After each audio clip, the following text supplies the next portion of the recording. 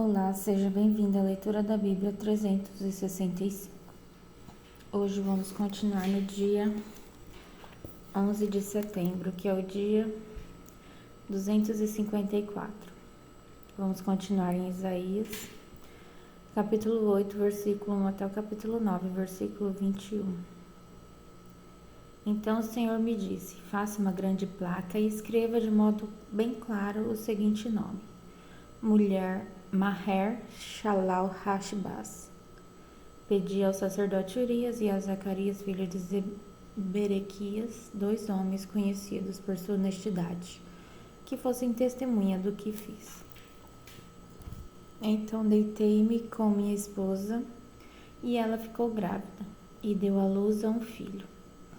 E o Senhor disse: dê-lhe o nome de Maher Shalal Hashbaz, pois antes que esse menino tenha idade suficiente para dizer papai ou mamãe, o rei da Assíria levará embora os bens de Damasco e a riqueza de Samaria.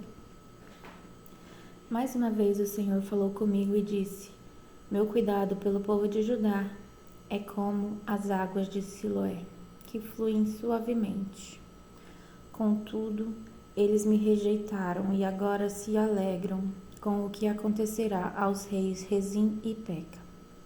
Portanto, o Senhor fará vir sobre eles uma grande inundação do rio Eufrates. O rei da Síria, com toda a sua glória, a inundação fará transbordar todos os seus canais e cobrirá Judá até o pescoço. Abrirá as asas e submergirá sua terra de um extremo ao outro, ó Emanuel. Reúnam-se nações e fiquem aterrorizadas.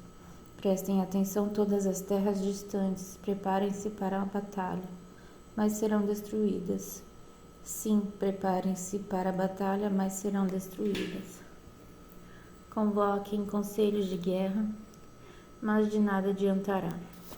Desenvolvam estratégias, mas não terão sucesso, pois Deus está conosco. O Senhor me advertiu firmemente de que não pensasse como todos os outros, disse ele. Não chame tudo de conspiração como eles fazem. Não viva com medo do que eles temem. Considerem o Senhor dos Exércitos Santo em sua vida. É a Ele que você deve temer. Ele é quem deve fazê-lo estremecer. Ele o manterá seguro. Mas para Israel e Judá, ele será pedra de tropeço, rocha que o faz cair. Para o povo de Jerusalém será armadilha e laço. Muitos tropeçarão e cairão e nunca mais se levantarão. Serão presos no laço e capturados. Preserve os ensinamentos de Deus, confie a Ele aqueles que me seguem. Esperarei pelo Senhor, que se afastou dos descendentes de Jacó. Porei nele minha esperança.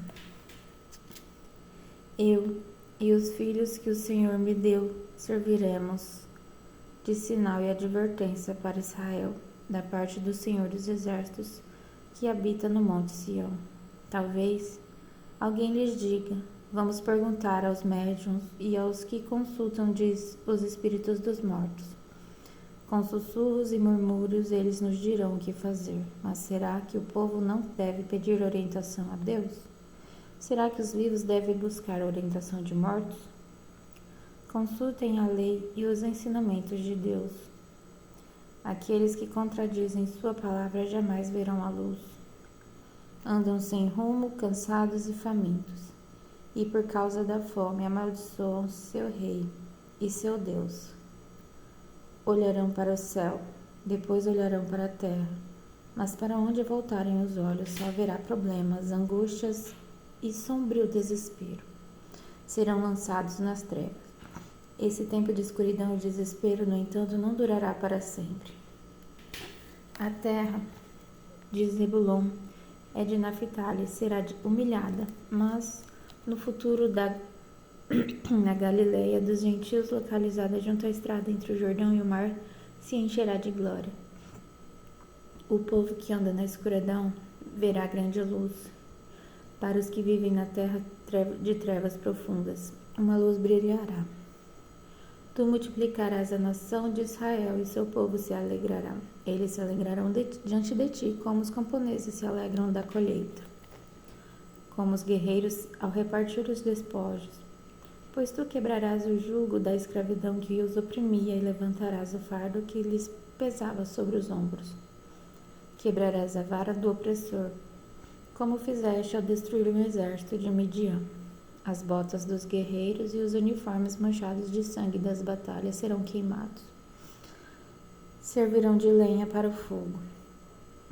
Pois um menino nos nasceu, um filho nos foi dado, o governo estará sob seus ombros, e ele será chamado de maravilhoso conselheiro, Deus poderoso, Pai eterno e príncipe da paz. Seu governo e sua paz jamais terão fim. Reinará com imparcialidade e justiça no trono de Davi para todo sempre. O zelo do Senhor dos Exércitos fará que isso aconteça. O Senhor se pronunciou contra Jacó. Seu julgamento caiu sobre Israel. Os habitantes de Israel e de Samaria que falaram com tanto orgulho e arrogância, logo ficarão sabendo, disseram, no lugar dos tijolos quebrados de nossas ruínas colocaremos pedras trabalhadas. E no lugar das figueiras bravas derrubadas plantaremos cedros. O Senhor, porém, trará os inimigos de Rezim contra Israel e instigará seus adversários. Os sírios do leste e os filisteus do oeste mostrarão suas presas e devorarão Israel. Mesmo assim, a ira do Senhor não se satisfará. Sua mão ainda está levantada para castigar, pois mesmo depois do castigo, o povo não se arrependerá, não buscará o Senhor dos Exércitos. Portanto, em um só dia o Senhor destruirá a cabeça e a cauda, o ramo da palmeira e o junco. Os líderes de Israel são a cabeça, os profetas mentirosos são a cauda. Pois esses líderes enganaram o povo e os conduziram pelo caminho da destruição. Por isso o Senhor não se agrada dos jovens, nem mostra compaixão pelas viúvas e pelos órfãos. Pois todos são hipócritas e perversos, todos falam tolices. Mesmo assim, a ira do Senhor não se satisfará. Sua mão ainda está levantada para castigar. Essa maldade é como incêndio no matagal, consome não apenas os espinhos e o mato, mas também queima os bosques e faz subir nuvens de fumaça. A terra ficará ressecada por causa da fúria do Senhor dos Exércitos. O povo servirá de lenha para o fogo e ninguém poupará sequer seu irmão. Atacarão o vizinho à direita, mas continuarão com fome. Devorarão o vizinho à esquerda, mas não se saciarão. Por fim, comerão os próprios filhos.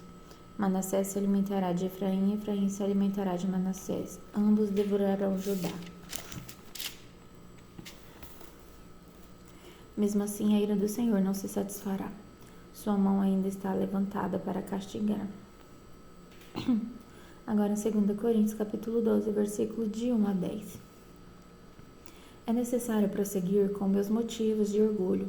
Mesmo que isso não me sirva de nada, vou lhes falar agora das visões e revelações que recebi do Senhor. Conheço um homem em Cristo que há 14 anos foi arrebatado ao terceiro céu. Se foi no corpo ou fora do corpo, não sei, só Deus o sabe. Sim, somente Deus sabe se foi no corpo ou fora do corpo. Mas eu sei que tal homem foi arrebatado no paraíso e ouviu coisas tão maravilhosas que não podem ser expressas em palavras. Coisas que a nenhum homem é permitido relatar. De experiência desse homem eu teria razão de me orgulhar, mas não o farei. Na verdade, minhas fraquezas são minha única razão de orgulho. Se quisesse me orgulhar, não seria insensato de fazê-lo, pois estaria dizendo a verdade. Mas não o farei, pois não quero que ninguém me dê crédito além do que pode ver em minha vida ou ouvir em minha mensagem, ainda que eu tenha recebido revelações tão maravilhosas. Portanto, para evitar que eu me tornasse arrogante, foi-me dado um espinho na carne, um mensageiro de Satanás para me atormentar e impedir qualquer arrogância.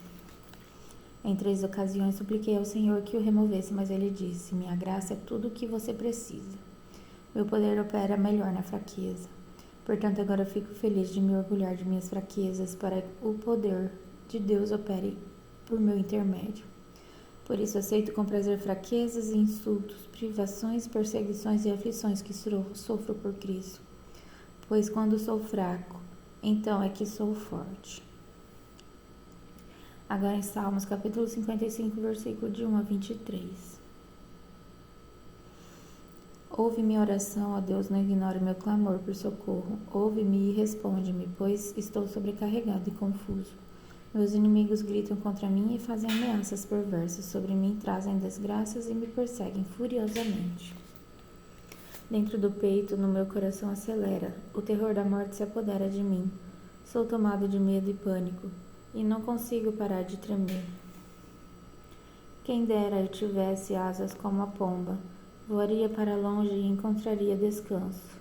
Sim, fugiria para bem longe, para o sossego do deserto. Sim, eu me apressaria em escapar para um lugar distante do vendaval e da tempestade. Confunde-os, Senhor, e frustra teus planos, pois vejo violência e conflito na cidade. Dia e noite os muros são guardados de invasores, mas a perversidade e a maldade estão do lado de dentro. Tudo está desmoronando, ameaça e engano correm soltos pelas ruas. Não é meu inimigo que me insulta? Se fosse, eu poderia suportar. Não são meus adversários que se levantam contra mim. Deles eu poderia me esconder. Antes é você, meu igual, meu companheiro e amigo chegado. Como era agradável a comunhão que desfrutávamos quando acompanhávamos a multidão à casa de Deus. Que a morte apanhe meus inimigos de surpresa, que desçam vivos à sepultura, pois a maldade mora dentro deles. Eu, porém, invocarei a Deus e o Senhor me livrará. Pela manhã, ao meio-dia e à noite, como clamo angustiado, e Ele ouve minha voz. Ele me resgata e me mantém a salvo na batalha, embora muitos ainda estejam contra mim. Deus, que governa desde a eternidade, me ouvirá e lhes dará o que merecem. Pois meus inimigos não querem mudar sua conduta, eles não temem a Deus. Quanto ao meu companheiro, ele traiu seus amigos e não cumpriu suas promessas. Sua fala é macia como manteiga, mas seu coração a guerra. Suas palavras são suaves como azeite, mas na verdade são punhais. Entregue suas aflições ao Senhor e Ele cuidará de você. Jamais permitirá que o justo tropece e caia. Tu, porém, ó Deus, lançarás os perversos no abismo de destruição. Assassinos e mentirosos morrerão ainda jovens, mas eu sempre confiarei em Ti. E agora em Provérbios, capítulo 23, versículo de 4 a 5. Não se desgaste tentando ficar rico. Tenha discernimento para saber quando parar. Num piscar de olhos a riqueza desaparecerá. Criará asas e voará para longe como uma águia. Até amanhã, no dia 255.